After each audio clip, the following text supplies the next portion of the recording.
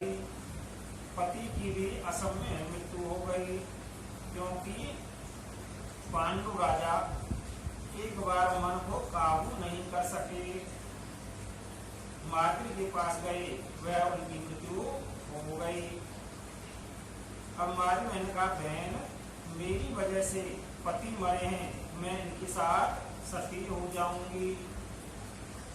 विचार करिए, एक ऐसी विधवा नारी ऐसी विषम परिस्थिति में 5 पुत्रों को कैसे पाल सकती है, जिसके 5 पुत्रों को मारने के लिए गांधारी के 100 पुत्र 24 घंटे प्रयत्न करते रहते हैं, योजना बनाते रहते हैं।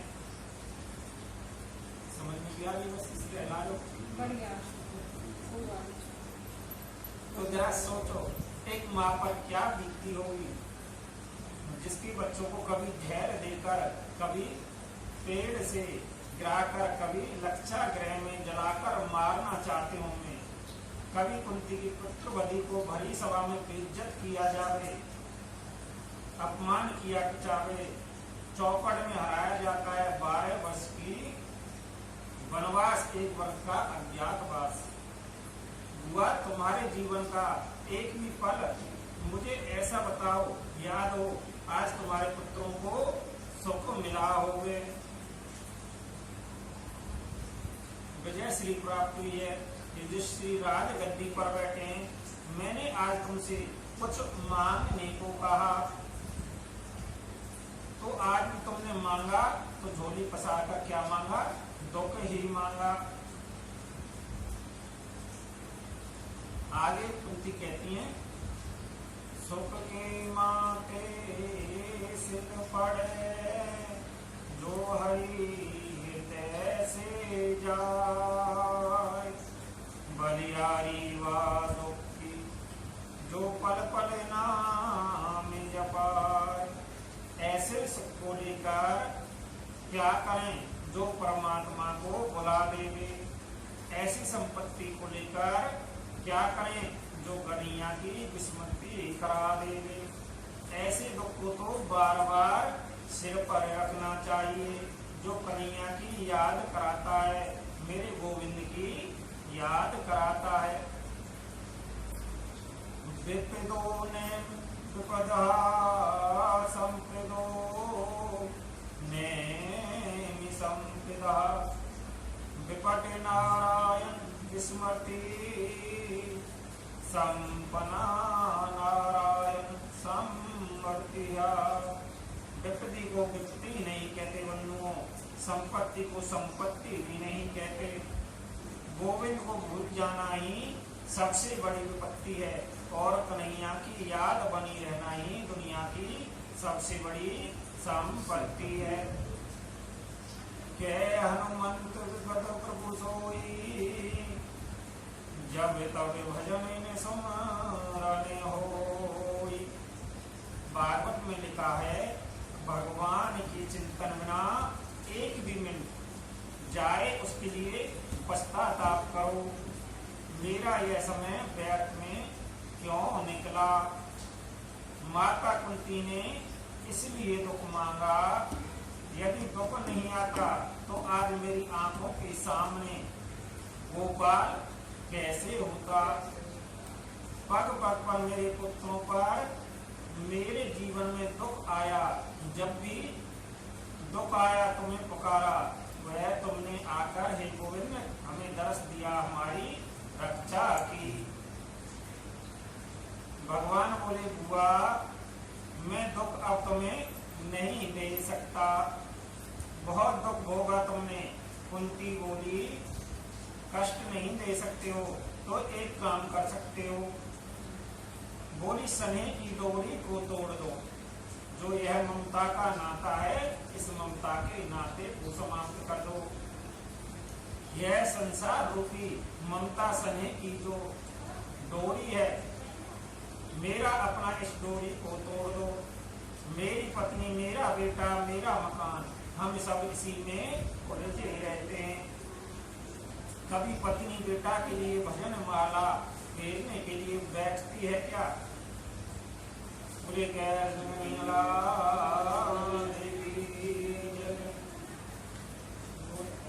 बोले राधा रानी सरकार की।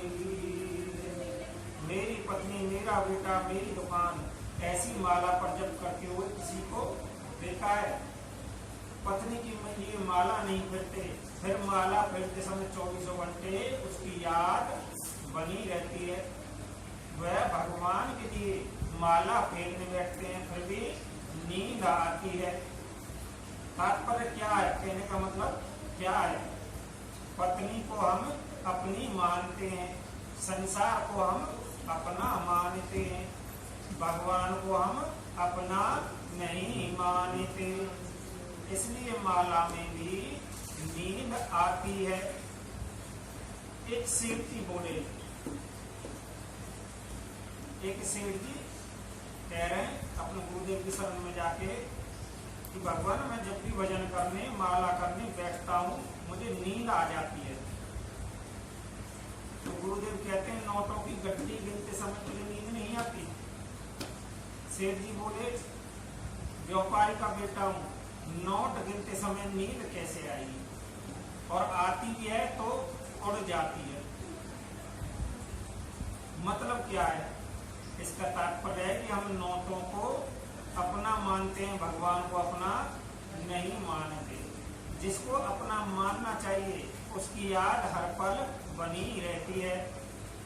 इसलिए कुंती परमात्मा के प्रति अब तत्व का भाव है। मेरा कन्हैया है, मेरा कृष्ण है। आज रात्रि में रो रहे थे, बड़े रुदन कर रहे थे। बोले कन्हैया। और देखो भक्तों, सत्य भी है, हमें अपना मन हमेशा गोविंद के चरणों में लगाकर रखना चाहिए। क्यों गोविंद के चरणों में लगाकर रखना चाहिए? क्योंकि जो सत्य सच्चा धन है वह हमारे गोविंद ही है। और हम हमेशा कहते रहते हैं कि आज ठाकुर जी का ध्यान करेंगे, कल स्मरण करेंगे, परसों करेंगे, अभी हमारी आयु क्या है और थोड़े आयु ज्यादा हो जाए, वृद्धावस्था में चले जाए, फिर करेंगे। और वृद्धावस्था में कभी किसी का मन लगता नहीं, क्योंकि कब विकार बढ़ जाता है। बोले तो कहने का भाव बताने वाले के प्रति क्या है? तो आज युधिष्ठिर जी बैठे हुए हैं और रो रहे हैं बैठे हुए। उसी समय भगवान आते हैं। भगवान ने सोचा यदि विष्णु पितामह के हृदय में, अच्छा भगवान ना जब युधिष्ठिर को रोते हुए देखते हैं तो आज वही गीता का ज्ञान देते हैं जो अर्जुन को दिया था। लेकिन अर्जुन के समझ में आया, विष्णु पितामह जी की समझ में नहीं आया। बोले आज जिस ज्ञान से अर्जुन ने पूरा युद्ध जीता, वही ज्ञान युधिष्ठिर की समझ में नहीं आया। क्यों नहीं आया? उसका कारण है, जो अर्जुन है वह भगवान को क्या मानते हैं? अपना गुरु मानते हैं। और युधिष्ठिर भगवान को किस रूप में देखते हैं? लाला के रूप में देखते हैं, छोटे बालक के रूप में देखते हैं। और बात हमारे उसी की समझ में आती है जिसका हम मान करते हो। अब युधिष्ठिर की नजर में तो भगवान ठहरे छोटे से लाला, छोटे से बालक, इसीलिए युधिष्ठिर की समझ में नहीं आता। युधिष्ठिर जी कहते हैं कि हे गोविंद, एक बात बता, मैं इस राजपाट का क्या करूं जिसके लिए मेरे काका, मेरे बंधु बांधव सभी मारे गए? मुझे ऐसा राजपाट नहीं चाहिए। जब भगवान बार बार नहीं समझा पा रहे तो भगवान ने क्या किया? भगवान समझ गए कि युधिष्ठिर मेरी बात नहीं समझेगा। इनकी समझ में भीष्म पितामह जी की बात आएगी। भीष्म पितामह जी कहाँ हैं? युद्ध भूमि में अभी भी तीरों की सैया पर लेटे हुए हैं, उनके प्राण अभी भी उलझे हुए हैं। तो भगवान युधिष्ठिर व सभी पांडवों को लेकर भीष्म पितामह जी के पास में जाते हैं और भीष्म पितामह जी को सभी प्रणाम करते हैं। भीष्म पितामह जी सभी को देखते हैं, सभी भीष्म पितामह जी को प्रणाम करते हैं।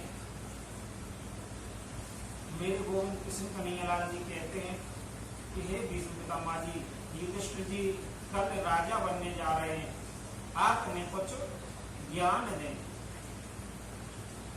तो भीष्म पितामह जी कहते हैं कि पुत्र, कभी भी प्रजा को हमेशा हर परिस्थिति में जो भी तुम्हारी प्रजा है उसे अपने बालकों के समान मानना और गौ ब्राह्मण की हमेशा रक्षा करना, अबला नारी की हमेशा रक्षा करना।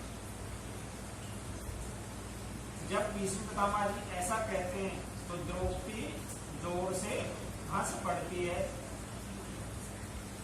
भीष्म पितामह जी कहते हैं, पुत्री तुम ऐसे क्यों हंसी?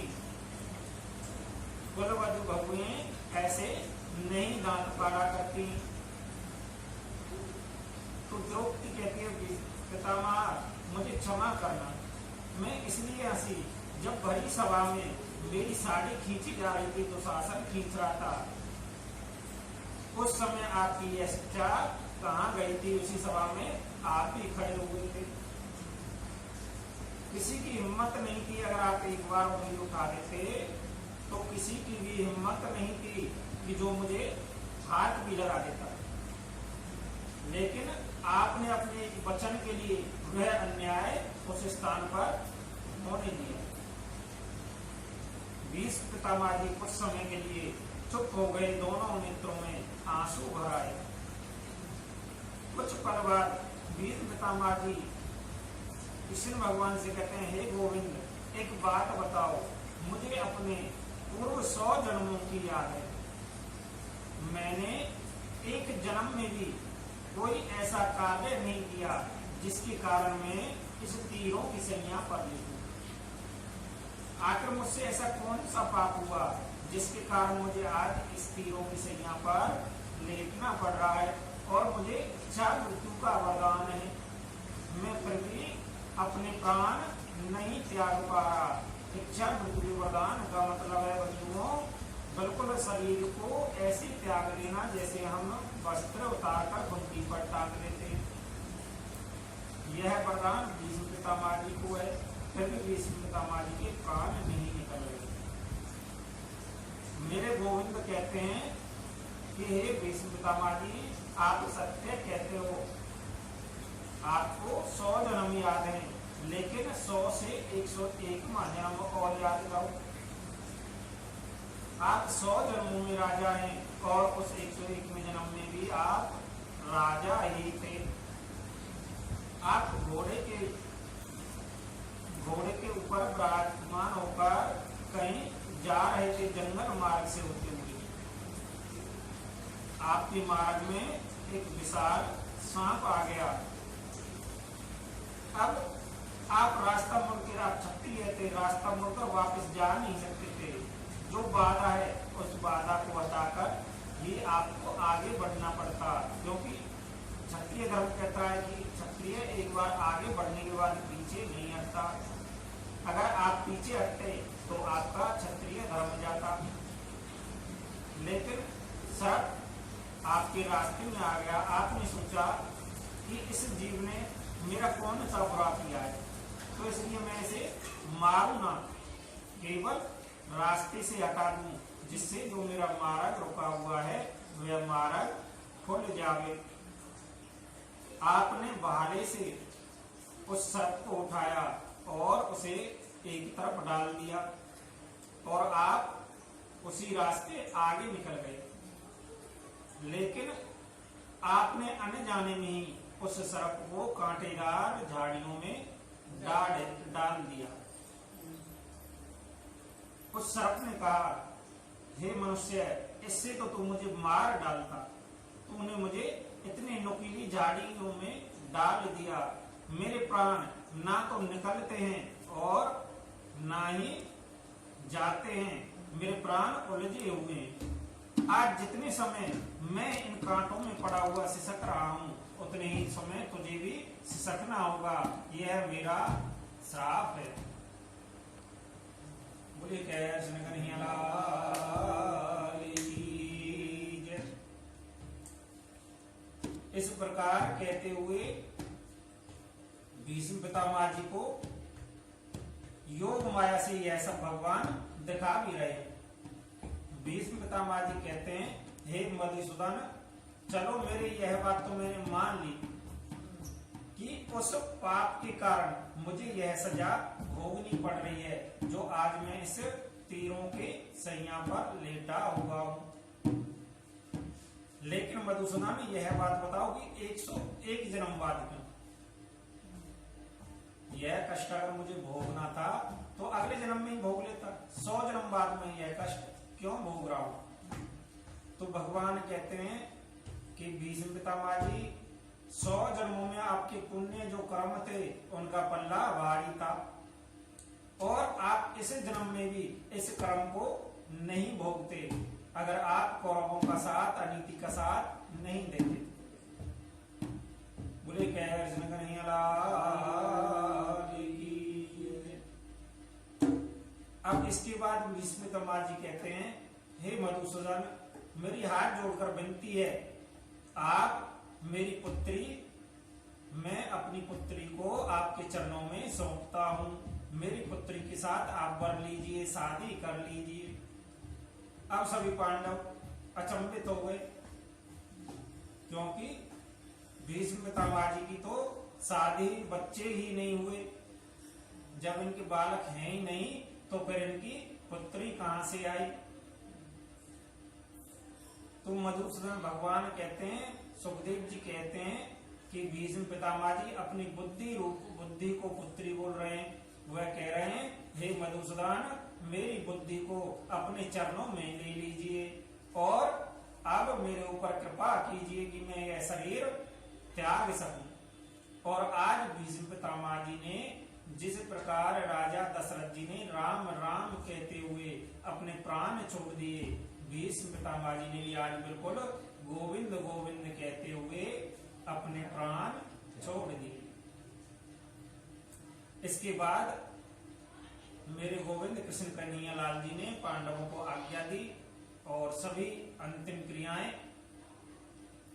भीष्म पितामह जी की कराई और इसके बाद में युधिष्ठिर को राजा बनाया। और इसके बाद मेरे प्रभु ने कहा कि अब मुझे आए हुए बहुत दिन हो गए, अब मुझे द्वारका वापस लौटना चाहिए।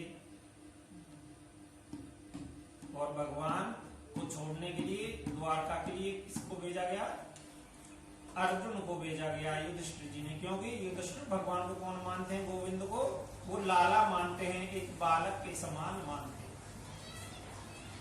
तो युधिष्ठिर जी कहते हैं, यह लाला नटखट है और इसने इतने वस्त्र आभूषण, हीरे जवाहरात कीमती पहने हुए हैं। अर्जुन, तू इसके साथ में जा और इसे द्वारका तक छोड़कर आ। तो अर्जुन भगवान के साथ में द्वारका के लिए निकल पड़ते हैं।